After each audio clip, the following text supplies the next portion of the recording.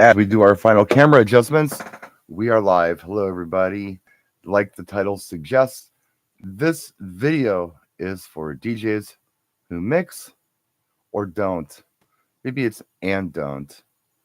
I don't know how to word that. Maybe I'll change it later. It doesn't matter. Hello, welcome to an impromptu live stream here on my channel.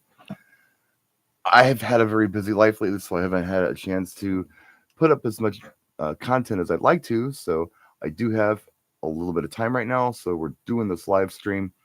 I have seen a lot of focus on social media when it comes to mixing in particular, like a lot. And I thought maybe I'd talk about it. And it's not just social media. There's been a lot of talk about this from the Midwest DJs live show. I've talked to several DJs who gave me some feedback, and it seems like that show was either about business or mixing.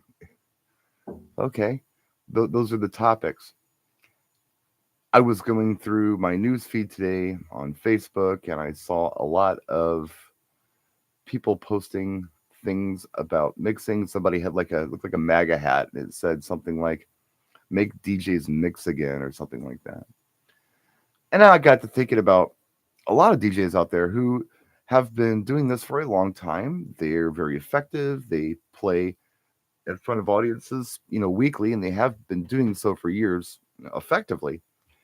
Yet they're not particularly doing these tricky beat mix things. I'm also thinking about those who are doing some of these mixes and word plays and quick mixes and things, and the importance that many of these DJs have been putting on it.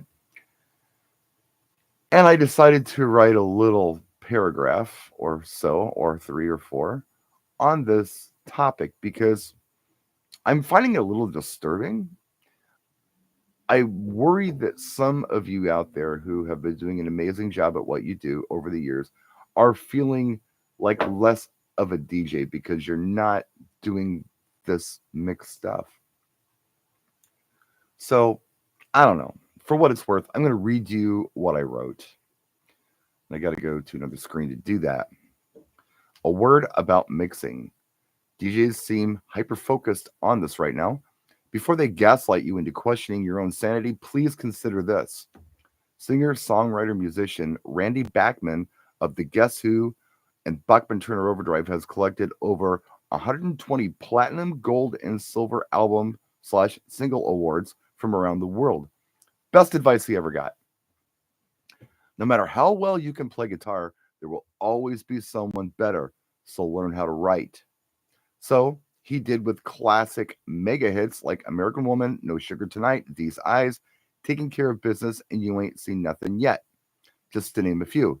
My takeaway from this, no matter how well you can mix or scratch, there will always be somebody out there better, so learn how to program. This is the art of selecting the best tracks for your audience. Just like playing guitar, your mixing comes in when it comes to how to present these songs.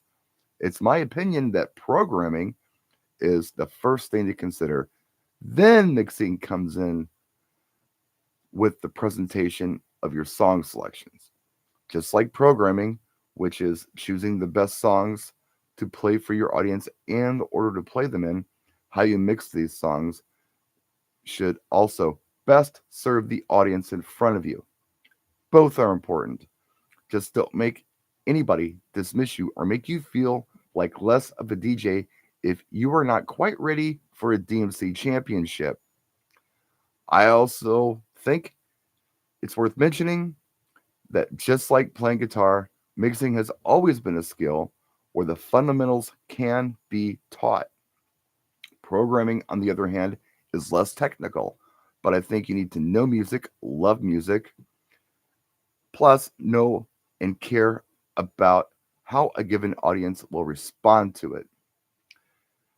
That's not something that just anyone can do. That's why you great programmers may be further ahead in the game than you may think. Rant over. So, some words about this. I'm going to go back and kind of talk about some of the points that I've made here. And I also want to discuss some of the comments that I've gotten on this post because they're good. When you are to the point where you're comfortable with mixing and you're doing things like wordplay and you're doing things like quick mixes, the critique I got from a lot of DJs at the Midwest show, because they saw a lot of performances, was that some DJs did an incredible job with this, like a really good job, and they enjoyed it. There were other DJs who technically were doing the wordplay and they were doing the mixes. It was technically good, but nobody was feeling what they were doing. And I'm afraid this happens a lot for those who are mixing. They've got the technical skill down, but they haven't quite figured out how to really play for the audience in front of them. If I go back to this, the first comment I got on this, I want to address. With the right songs, it doesn't matter how you beat, mix, blend, surge, or slam, the right song will keep them on the floor. I'm not arguing for not mixing here. I want to make that crystal clear because I don't maybe 100% agree with that statement. I mean, mixing at its most basic level is not having dead air between music, or maybe having dead air when you want it. That's a little advanced. Sometimes you can do it, but you've got to know when to do it, when not to do it. So mixing isn't always beat mixing and scratching and juggling and wordplay and whatever. It can be just as basic as playing the songs in a way that is pleasing to the audience. It's kind of what separates us from a Spotify playlist, right? I mean, not only are we choosing interesting transitions between songs, whether it's beat mixed or not, but we're picking songs that maybe an algorithm wouldn't, perhaps, maybe, I don't know. But yeah, man, the really interesting comment I got, which I really liked, is from Tommy Guns.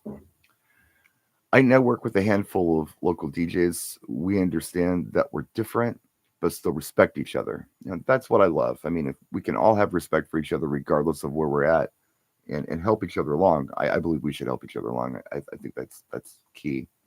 But he said something really interesting here. Other DJs constantly create drama with club owners, etc., get us fired up and pin us against each other. Yeah, we don't mess with those turds. I try not to, but you know what? They exist. They just do exist. But here's the part that I really liked. As a golfer, I treat DJing like golf. We're all competing against the course. I like that. That's important. Try to think of it in those terms. Who are you competing against? Are you competing against some DJ who is telling you that you must beat mix or you're not a real DJ? Or are you just playing for the audience in front of you and giving them a performance and an experience that they would enjoy? That's what you're doing. You're not competing with other DJs, you're competing against the course. The course in this case, the audience in front of you. I thought that was brilliant. I thought that was a really cool, eloquent way to describe what we do. I'm not a sports guy, and I don't golf. I think I've done it a handful of times in my life, and I really wasn't feeling it. But I get the metaphor, and I appreciate the metaphor. So thank you for that. The chat is open if you guys want to say something in it. That's cool. I will try to address any questions you may have, especially if they're regarding our topic today. And I may switch topics. We'll see how long we go on this. And forgive me for being antsy. My chair's a little funny. But yeah, the live stream thing is fun. I jump on here and do it when I can. It's not necessarily something that I always have time to do. In fact, I've been incredibly busy in my personal life, and everything's okay. It's just a lot right now. And hopefully I'll have some room to breathe soon, because some things are kind of coming to an end, and although other things are starting. So anyway, neither here nor there. Yeah, man, if you are a good programmer, just by nature, if you understand people, if you understand what motivates them, if you understand what they like to hear and what may surprise them and what may excite them, you're really further ahead than you may think you are. Because, like I said in my post, Mixing is something you can learn how to do. It's technical. It's like playing violin or guitar or drums or anything. You can learn it. I mean, and you may not be, the best guitar player or drummer, but you can be competent at it with some lessons and some practice. Programming is different. That's like writing songs. That's the hard part. And not only just writing songs, but writing songs that people want to hear, that people will buy, that people will enjoy, that will be timeless classics, like Taking Care of Business. I'm sure all of you mobile DJs have played that at one time or another, right? Randy Bachman knew that. He was told that, and I think that was a great piece of advice that he got. No matter how good you are playing, there's always going to be somebody better, so learn how to write. So that's how I interpreted that, and that's what was my takeaway from it. Anyway, yeah, I don't want to beat a dead horse here, but just don't let these folks gaslight you. Don't. And I'm not making an argument for not mixing. Okay, I'm not doing that. I think mixing is important and can bring you to new levels. But if you know how to program and you know how to mix competently, wow, you're so far ahead of the game. You really are. But if you can just mix and you're doing self-indulgent sets that the audience isn't feeling, it's actually kind of useless. It's like going to see a band and having them play songs that you don't care about. It's the same thing. Yeah, technically they play very well, and maybe they want to show you how well they can do this guitar thing or how well they can do this drum thing. But if it's not in the context of something that anyone's enjoying, who cares? It doesn't matter. So please understand, it's not just about programming or just about mixing. It's both. You need to do both well. And if you're not ready for prime time with your mixing talents, back it off a little bit. And don't get hung up in this whole thing with, oh, I saw this video where somebody did this Tail Cruz Dynamite song into Don't Stop Believing, and I want to recreate that mix and do it at every event that I do. Ask yourself, have you played Tail Cruz Dynamite much at your events? Is this a song that your audience is really going to feel? And also ask yourself, is Journey Don't Stop Believing a song that you want to present in this fashion? Is that going to best serve the audience? Or do you want the build up and the sing along that comes before this big mixing that people are talking about online? I think it's a clever mix, but I don't think that it's necessarily something that you need to replace with what you're normally doing, or do it regardless, as if your audience wants to hear Taylor Cruz Dynamite or not. Some things are just more important than that. Some of the best mixes that I've done have been on the fly, where I'm selecting songs and I've got, oh, I really want to play this song next. I never thought of mixing it in this way, but let me try this. And I do. And sometimes I really like it, or sometimes I try it a little different way the next time. But it's always about the programming first, and then mixing is secondary. You get the right songs out that they want to hear, and then you can worry about your mix. It can be very cool if you know how to mix, where, especially this quick mix thing. And I think a lot of people are getting this wrong. We've done it for years. We've had medleys and mega mixes and things for many, many years. DJs have played them for many years. But here's the thing that I have never heard anybody talk about. What makes the quick mix cool is that you can put a lot of songs into a short time frame that people may not necessarily care too much about. They may recognize the chorus, but they may not dance to the whole song. So I have this philosophy that people who do quick mix are doing so because they know that the songs they play will not stand on their own if you play the entire song, even the radio edit. So they do the quick mix of it. I've been doing it for years with something that I got on the DJ Tool series way back in the early 90s with the Elvis medley. There are songs on there that I would never play. For instance, I think it kicks off with Jailhouse Rock, and then it might go into Teddy Bear by Elvis, which I've never played. Ever. I've never played Teddy Bear as a standalone song, but they stay out and dance to it for the 15 seconds that it's presented in the mega mix. So maybe that's part of it.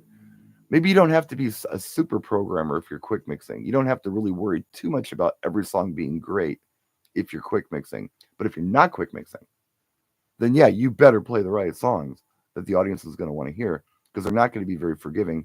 You've seen this happen before. You've put a song on and you've gotten dancing for like maybe the first minute of the song and then they walk off the floor because they're bored with it. That's where the quick mixing thing can serve you well if you learn how to do it. But if you're already a strong programmer, maybe this isn't the most important tool to focus on or skill to focus on. So I don't know, just some thoughts. So I'm not hating on mixing. I'm not hating on um, anybody who does it, do it. But I do tend to hate on those who are self-indulgent and they just do things because it's a look at me thing. Hey, look what I can do. Do it because the audience is feeling it, not because it's a flex or a show off for you. Because nobody really cares. If your audience doesn't care, it doesn't matter what you do. It just doesn't matter. And if you're gonna mix, be confident with it before you go out there and do it. Don't just go out there and train wreck everything. That's not probably not a good thing. So anyway, that's my live video. Selection above everything else. Yeah, agreed. In the comments. Yeah. If you select the right songs, play them in the right order, that's great. If you can mix them too, even better. Um, if you can't play the right track at the right time, nothing else matters. Exactly. Totally agree. So I can end this live stream or we could talk about something else because I got something else that I wanted to talk about. Screw it. I'll bring it up. So if you've hung on this long and you want to perhaps start thinking about something else, here's a fun one. And I might do a separate live stream on this.